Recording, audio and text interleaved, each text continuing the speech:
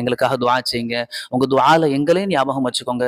ரொம்ப கஷ்டத்துல இருக்கிறோம், கவலையில இருக்கிறோம், சொல்ல முடியாத மனவேதனையில இருக்கிறோம், கடன்ல சிக்கி இருக்கிறோம். நீங்க கண்டிப்பா துஆ செய்யுங்கன்னு சொல்லுவாங்கல்ல.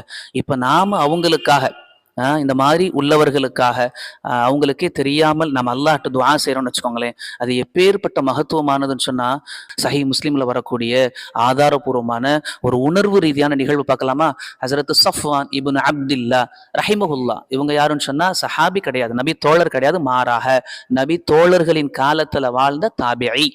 இவங்க பல நபி தோழர்களிடமிருந்து நபி மொழிகளை நமக்கு சொல்லி கொடுத்திருக்கிறாங்க. அப்பேற்பட்ட மிக முக்கியமான ஒருத்தவங்க ஸஃப்வான் இப்னு அப்துல்லா.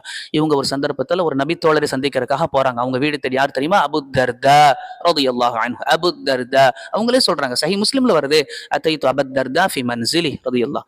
அபூ தர்தா ரலியல்லாஹுவை சந்திக்கிறதுக்காக நான் அவங்க வீடு தேடி போனேன். ஆனா ஃபலம் மஜிது, அந்த சமயத்துல அவங்க வீட்டுல இல்ல. மாறாக அவங்க மனைவி இருந்தாங்க.